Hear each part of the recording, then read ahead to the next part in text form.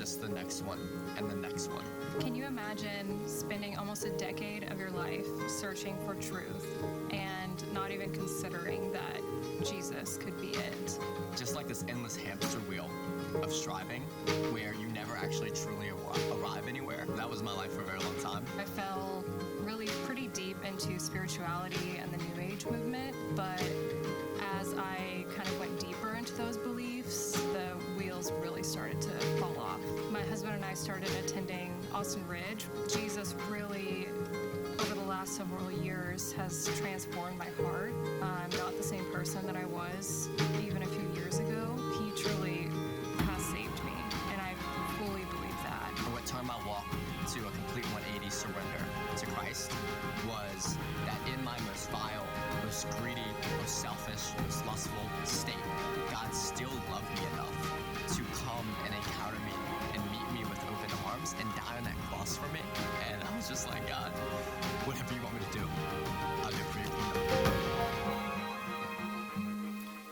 Man, well, good morning, church family. 1 Samuel chapter 21. 1 Samuel chapter 21.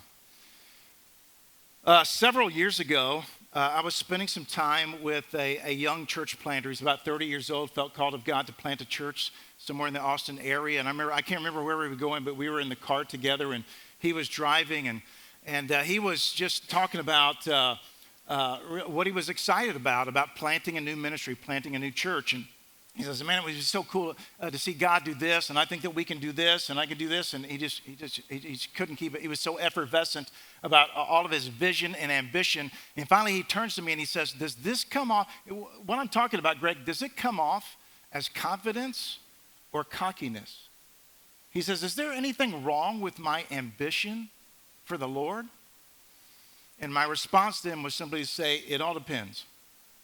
It all depends. Do you have the heart of a David or do you have the heart of a Saul? You know, 1 Samuel is the tale of two hearts, the heart of David and the heart of Saul. And if you and I will pay close attention, if we'll lean in, we'll get some valuable insight on what it is that actually affects our hearts and grows our hearts and directs our hearts and can even protect our heart. And when I'm talking about the heart, you know I'm not talking about like the physical heart. I'm talking about our other heart.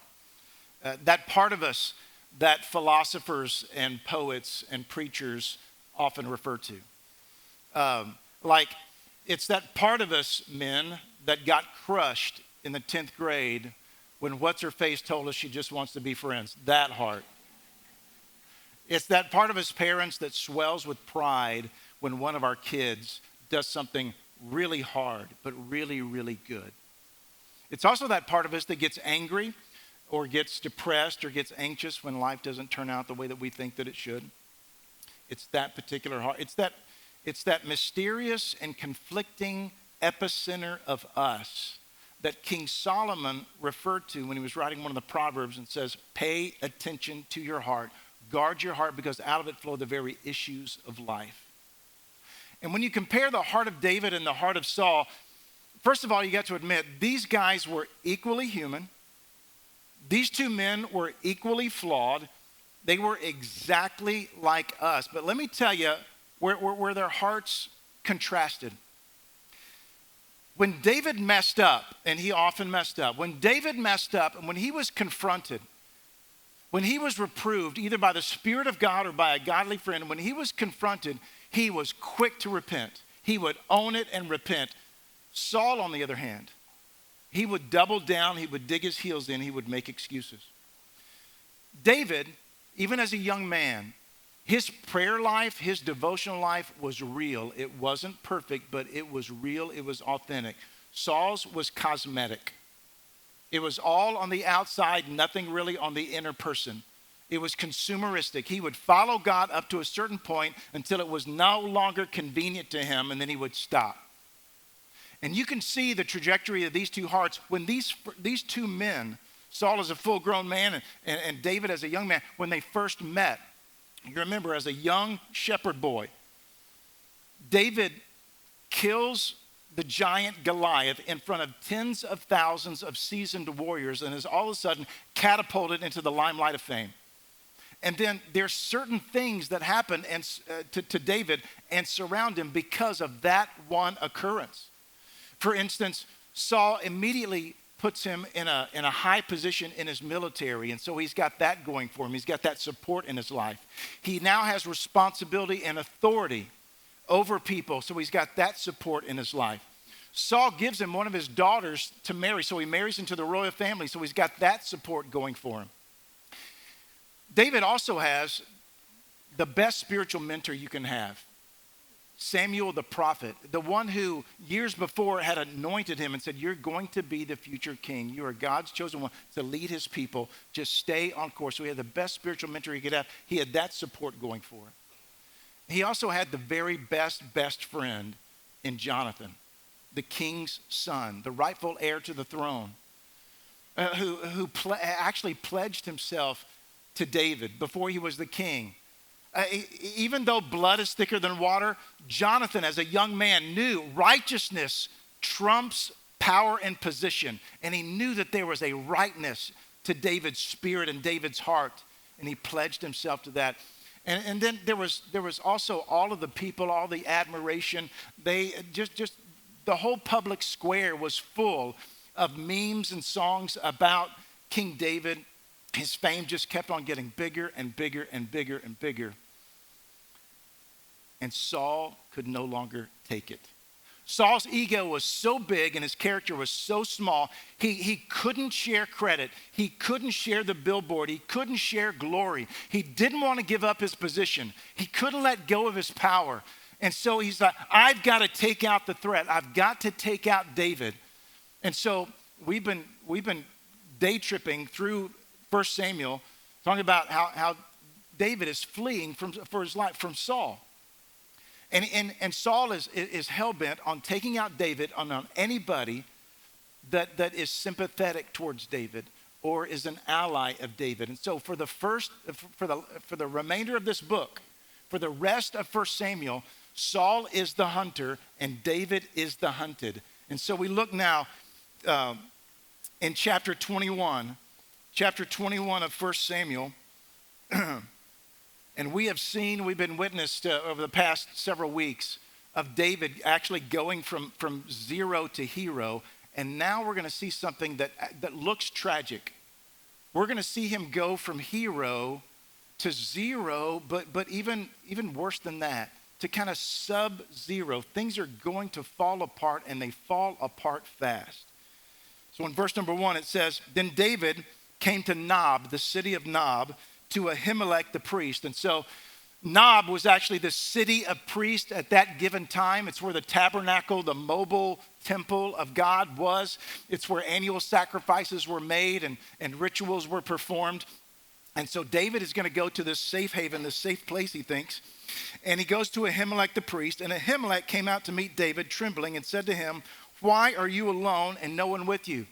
So Ahimelech, being a sharp guy, he knows somebody of David's renown, somebody of his stature, does not travel alone. So he's keyed in really quickly to something is up, something's amiss. And he says, why are you alone? Where's your entourage? Where's your army? Where's your mighty men? Where are the people you're supposed to be surrounded by?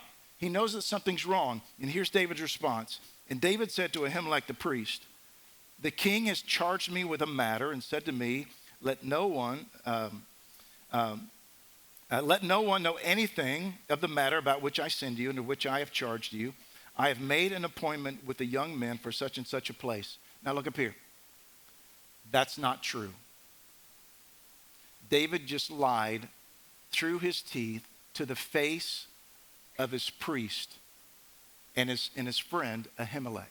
And we don't know exactly what was going on in David's heart. We don't know exactly why he lied, but he chooses to lie.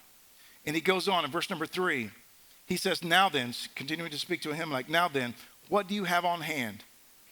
Give me 5 loaves of bread or whatever is here. And the priest answered David, I have no common bread on hand, but there is holy bread, if the young men have kept themselves from women. David answered the priest, truly women have been kept from us as always.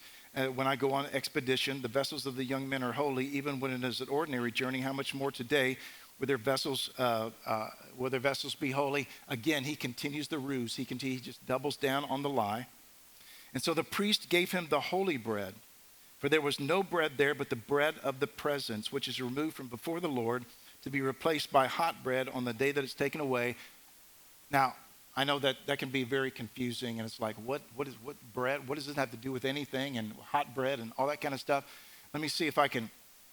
So, first of all, God has always used physical items to help teach us deep spiritual truths and some things that are not intuitive to us about his character and about his nature. He's always used physical items, he's used traditions, he's used rituals, and that's what's going on right here.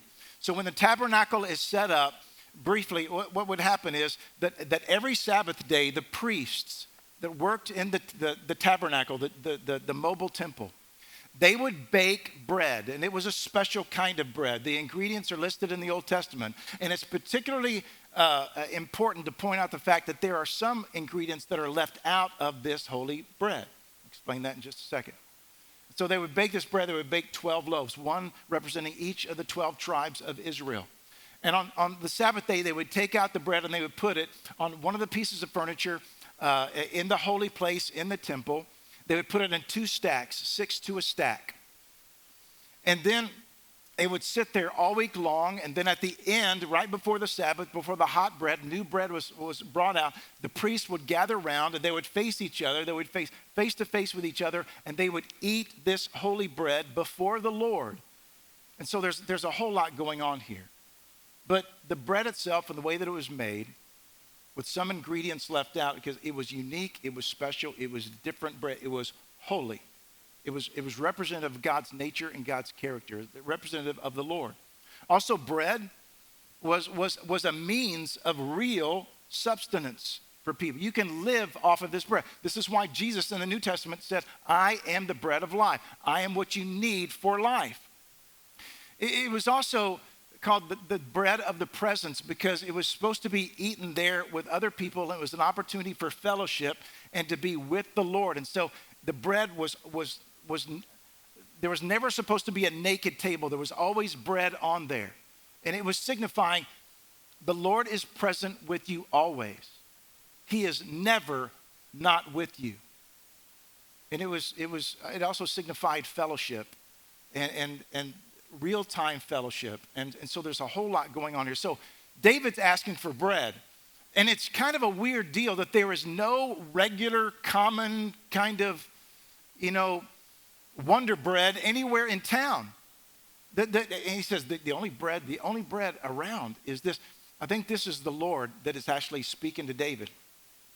As David is in trouble, as David is under pressure, as David is not acting like a God-following man, as David is not running his life like a king in waiting, like a warrior hero, that the Lord is speaking to him through this bread and saying, hey, listen, you think you need a meal.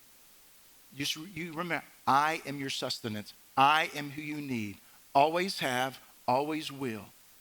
He said, I am the one who is holy. I am the one who is ever present. I am the one who is your sustenance. And I need some face time with you.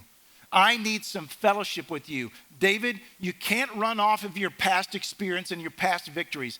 Goliath was wonderful, but we need real-time fellowship. Real-time communion. I think that if David was listening with spiritual ears, he would have been able to hear the Lord speaking to him through this exchange that's happening between him and Ahimelech. Then we go on to verse number 7. And verse number 7 is a parenthetical verse. Let me read it, then I'll explain it. It says, now a certain man of the servants of Saul was there that day, detained before the Lord. His name was Doeg the Edomite, the chief of Saul's herdsmen. So Scripture doesn't say a whole lot about Doeg the Edomite, but he was in a kind of a high and important rank affiliated with Saul, with King Saul.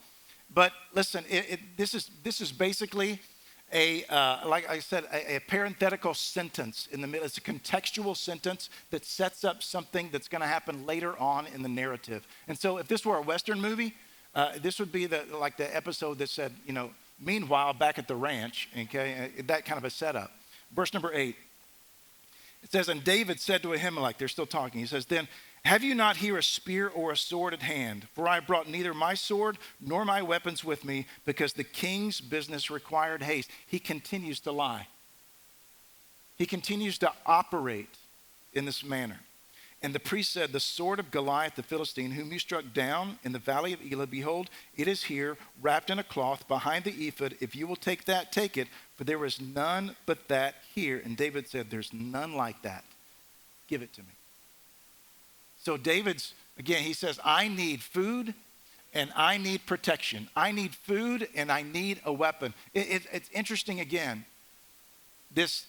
There wasn't just a sword. There wasn't just a weapon there. The only weapon that they had was one that David was familiar with. It was the sword of Goliath. And the last time that this sword was in David's hand, David himself made mention of the fact that victory doesn't come in weaponry, but it comes only in the Lord. Because when David was walking down into the valley of Elah, his words after Goliath had kind of spewed his venom out to the children of Israel, he marches down to the valley and he says, hey, Goliath, you come to me with sword and spear and javelin and shield, but I come to you in the name of the Lord of hosts. And this day, I will kill you and give your carcass to the birds of the air, so that all of Israel will know that God does not save by sword and spear and shield. But now David's here in this situation. And he says, what I really need is some food, and what I really need is a weapon.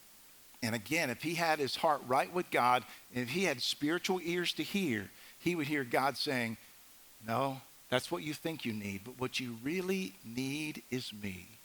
Always have and always will. And so,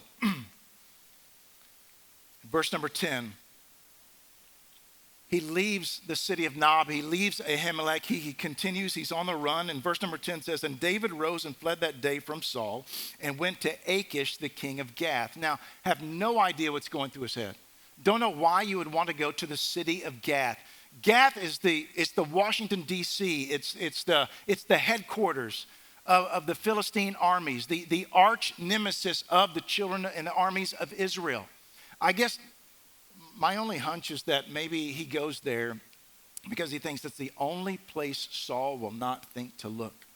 So he goes there, and he's recognized and he's captured. Look at what it says in verse number 11. And the servants of Achish said to Achish the king, is not this David, the king of the land? Did they not sing to one another of him in dances? And Saul has struck down his thousands and David his tens of thousands. And David took these words to heart and was much afraid of Achish, the king of Gath. And so he's like, David's saying, what have I done? What have I gotten? How am I going to get out of this? And then David does something so uncharacteristic of a God-following man. He does something so uncharacteristic of a future king, so uncharacteristic of a war hero. He pretends like he's insane. Verse number 13, so he changed his behavior before them and pretended to be insane in their hands, and he made marks on the doors of the gate. He starts clawing at the wooden doors. And he lets the spittle run down his beard. No Jewish man would ever allow his beard to become unclean. So he's acting, he's afraid for his life. And then Achish said to his servants, behold, you see this man is mad. Why then have you brought him to me? Do I lack madmen that you have brought this fellow to behave as a madman in my presence? Shall this fellow come into my house? And then the first verse of chapter 22 says this, and David departed from there and escaped to the cave of Adullam. So David escapes there. He continues to be on the run. He finds a cave, the cave system of Adullam, a very, very large cave system. And he goes there and he's in a deep, dark cave that is very characteristic of where he is spiritually and where he is emotionally. This is David at his lowest. This is David. David would have to claw his way up several strata just to get to where his life was when he was just such a simple, nobody knows him shepherd boy. So he is in the darkest, deepest place in his life. As a matter of fact, real quick, let me just kind of nutshell all of the losses that David has experienced the past couple of years as he's been on the run from Saul. First of all, he lost favor with King Saul. That support's been taken away. He lost his position in the military and in the kingdom. That support has been stripped away. He lost his wife. That support has been stripped away. He lost his spiritual counselor in Samuel. He lost his best friend, Jonathan. That's been stripped away. He's now lost self-respect. He's lost his confidence. He's lost his freedom. All of this. And so this brings up an important question. And that is this. Are all of these losses, all of this bad stuff that David has experienced in his life, all of these losses, are they a consequence of David's sin? Is David being punished somehow by a holy God for messing up? I don't think so. I think there's something bigger going on here. I think there's something deeper going on here. I don't think that his present circumstances are an action, a kind of punishment for David messing up or being faithless. I don't think this is a cause and effect situation that we see in David's life. I think something bigger is going on here, something deeper, something more holy is going on here. I think what we're witnessing here is God is actively building his future king.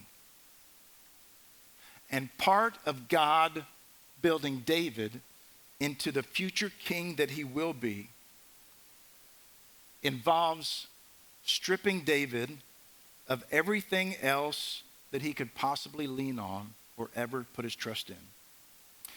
I heard it said one time that before God uses a person greatly, he wounds the person deeply. And although that sounds incredibly brutish of God, what God knows that doesn't come intuitively to people like you and me is that boldness apart from brokenness makes us bullies. This explains what's going on in the heart of King Saul. Because King Saul, bold, incredibly bold, but he's never allowed God to lead him to a place of humility. He's never allowed God to prune him. He's never allowed God to break him. He's never allowed God to take him to that uncomfortable place of getting downwind of our own sin and saying, yeah, without you, I can actually do nothing. And so God has David in a physical cave and in a season of darkness in his own life spiritually and emotionally. And David is alone, and David is uncertain, and David is fearful, and God is building his king. And he's doing it by taking away the wonderful supports and the wonderful relationships and the wonderful blessings that he provided to David earlier. Not because they're bad, but because God knows that very often the supports from God, we sometimes allow them to become substitutes for God. We can allow those supports and those relationships and those things in our life, friendships, position, victories, resources, great spiritual habits and spiritual activities, we can allow those to make our focus go horizontal instead of vertical. And so God has to bring us into a cave season that's very uncomfortable. And sometimes we don't know exactly what to make of it.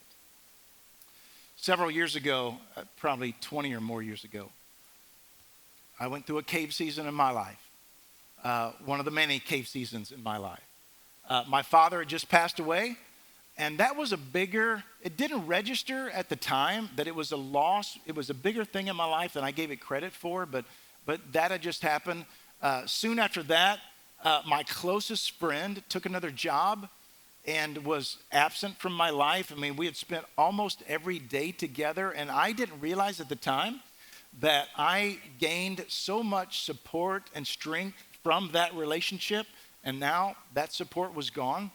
And there were several other losses. Again, they did not register to me in the moment as losses, but maybe you know what it's like, is that sometimes the losses keep coming, the losses mount up, the hits kind of keep coming. And then I remember specifically one morning, it was a Monday morning, I got up early, I always get up early, And I would get up to have my quiet time. I would get up, I would go downstairs. The house, it's still dark outside. The house is quiet. Janie and the kids are asleep, and it's the only time I can have the house kind of to myself. I remember going downstairs.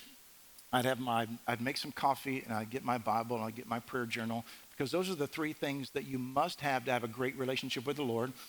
And I would sit in my favorite chair, and I would spend the next 45 to 55 minutes with the Lord. This particular Monday morning, I open up my Bible to the next place I'm going to be reading, and I can't read. And there's not a problem with my eyes, and there's no problem with my mind, but I would go one line, I for 20 years, I haven't shared this very widely because it's hard to communicate, but I could not read my Bible. Now, I don't know what's up with that. I close it, open up my prayer journal, and I go to do my times of confession of sin and adoration of the Lord and intercession for other people, and I can't pray. I go, what is up? And my mind wouldn't wander. I wasn't drowsy. It wasn't that. It's just I couldn't pray. So I said, I'm going to pray out loud. You know, I couldn't even eke it out. Again, it sounds weird. It's hard for me to explain. So I just kind of sat there for half an hour and was like, this is weird. And I got on with the day. The same thing happened the next morning. And the same thing happened the next morning. And the same thing happened the next morning. And this went on for 8 months. 8 months. All the while, I felt spiritually weaker and weaker and weaker and weaker and did not understand what was going on. I thought, there's got to be a problem with me. And I would confess, Lord, if I knew what was wrong, I would confess it, but I couldn't even eke out those kinds of prayers. I didn't know what was going on. I felt so powerless. I felt like a pretender. I felt like a poser, like the worst Christian, let alone a lousy excuse for a pastor, because life had to go on. I still need to be a husband. I still needed to help my daughter with her homework. I still needed to teach my son how to drive stick. I still needed to lead a church staff. I still had to put together sermons and preach sermons. All the while, I'm wondering what's going on. How come the gospel has lost its power? How come God's taken his hand of favor off me? I couldn't understand what was going on. How come the scriptures that used to be so rich in my life now feel so benign on the page? Even times of solitude before the Lord. How come, what has changed? So you feel weaker and weaker and you don't know what's going on. But every morning, I would come downstairs and I would sit before the Lord and I would attempt. And when it wasn't there, I would simply sit before the Lord. And finally, after this assigned cave season, I guess, was over, things started coming back. And I can remember at the end of that season, meditating one day, and it's as if the Lord in my spirit just simply said to me this, said, Greg, I am more than the means by which you seek me. I am more than the sum total of the friendships and godly relationships and spiritual practices that you use to engage me. I am more.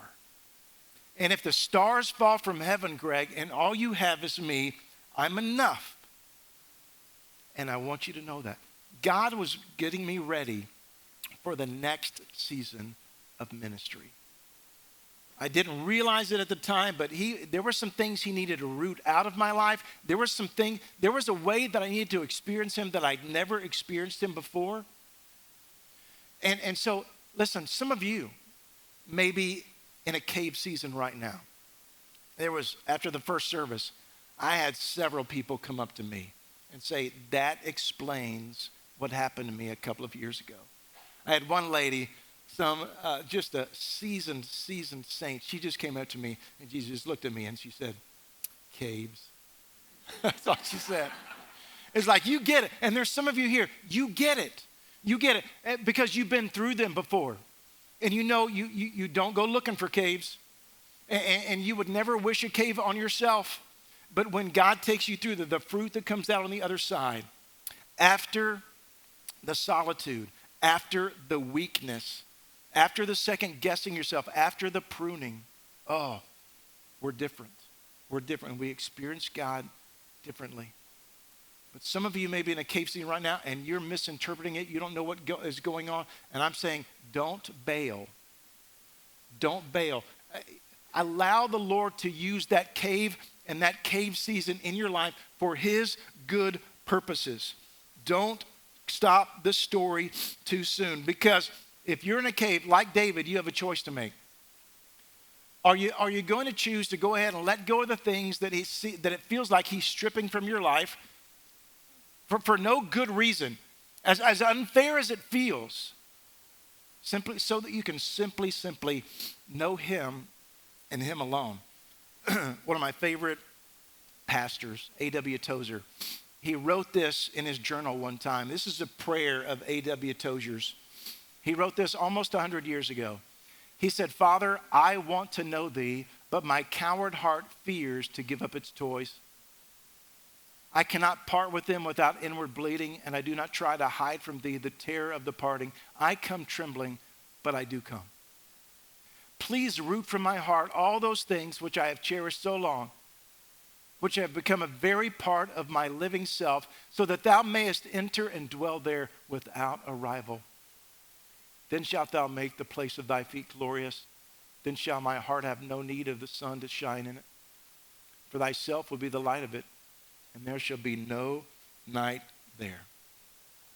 This is what's going on. David was in the cave of Adullam for months. I believe he was there for a long time by himself. And we won't take the time, I won't take the time to read all of the 22nd chapter of 1 Samuel. But let me just share with you, while David was in that cave, he penned some of the most prolific psalms that you and I gain insight and spiritual strength from today. The Lord did a deep, deep work within him. While David was there, he was there for a long time by himself, and then his family figured out where he was, and some of his family members came to visit, and then word got out, and other people, godly people, began to come. People that were under oppression because King Saul was not leading the kingdom very well. So these people were marginalized. These people were in debt. These people were in dire straits. And so they find refuge in the same cave, and they ask David, they look to David for leadership. And that's what God's up to. God is building his future king. It's interesting to know, if you continue to read the narrative, that 400, so there's a lot of people that came to the cave of Adullam, but 400 of those men turned into David's mighty men of valor later on in the story. And so David continued to lead them. While he's in the cave of Adullam, Doeg the Edomite, remember from verse 7 of the last chapter, he outs David. Saul is complaining that nobody has his back, that everybody's gone after David. And so Doeg chimes up and says, "Hey, I saw him. I saw him in the city of Nob, and I think that's the last place I saw him." And so Saul mounts an army, goes to the city of Nob, the city of priests, and he talks to Ahimelech the priest, and he gets mad at Ahimelech. He says, "Why? Why have you been friendly to David? Why didn't you turn him over to me?" And Ahimelech's like going, "I don't even know what's going on. What's the beef between you and David?" And so Saul, it's one of the saddest, most horrific passages in all of our Old Testament. He orders his bodyguard, he says, "I want you to put Ahimelech to death." And his bodyguard, Saul's own bodyguard, won't do it. He disobeys his commander-in-chief. And then Saul looks at Doeg and says, "Doeg, do it." And Doeg slaughters Ahimelech and all the other priests, 85 priests in all. And he kills their families. He kills the women and the children in the city of Nob, even the livestock, even the pets. This is where the heart of a Saul will eventually take us. So there's one person that escapes.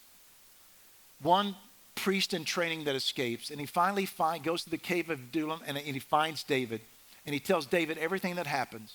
And you can tell at the very end of chapter 22 that David he's grown up, he's matured. The Lord has turned him into a different person. Because David continued, even in his darkest hours, to cling to the Lord and only to the Lord. Because he tells that young man that escaped, he says, what you've experienced, it's on me. David traces it back to those lies that he told to Ahimelech. And the fact that he went there in the first place, running from Saul. And he actually says these words to this young escapee. And he says, I myself have occasioned the death of all of your household. He says, it's on me. David learns a lesson about how things that we would imagine are small sins, oh, they have huge consequences in our future. And so this is going on, David, and David is a new person and now realizes that the Lord is enough for him. And David's cave season, even though it was hard, that was the turning point in his life. In your cave season, if you're in a cave right now, or if you're in a cave in the future, hard season, it'll be confusing for you. You'll learn some unflattering things about yourself. But if you, like David, will choose to let go of everything that it seems like the Lord is stripping from your life, I mean, can you imagine how unfair it felt to David? But he says, as unfair as it feels, I'm going to cling to the Lord and the Lord alone. And I'm going to trust that a sovereign God is at work and he knows what he's doing and he's going to bring about his good in my life, whether I live or die. He just trusted the Lord like that. Now listen, you and I can go into cave season and we can forfeit the transformation that could and should be ours. How tragic for us to go from live one cave after another cave after another cave and never let the Lord do his work. And I understand it's because when we're in a cave season, all we want is relief. Well, all we want is to get out of that cave as quickly as we can. And so we push the eject button too much, or we say, forget you, Lord. I guess the gospel doesn't work anymore. I guess God's not good anymore. I guess prayer doesn't work anymore. And we begin to let go of God instead of letting him do his completing work in our life. Now, some pastors in some churches, they will paint the gospel as one endless group of silver-lined clouds after another, and that all the charts go up and to the right all the time. But that is not what the scripture says. That is not true. It's not the biblical account. It's not the historical account. It's not even your experience as a Christ-following person. Sometimes following Jesus involves a deep, dark cave. Just does. God is in the business of conforming us into the image of his Son. And in order to do that, sometimes he intentionally assigns cave seasons to us. And if we will do like David did, and when we feel most like quitting and giving up and shaking our fist at God and blaming God, if we'll hang in there, we'll know God in a totally different way. You know, the gospel is not that strong people learn how to thrive in difficult situations. That's not what this text is talking to us about.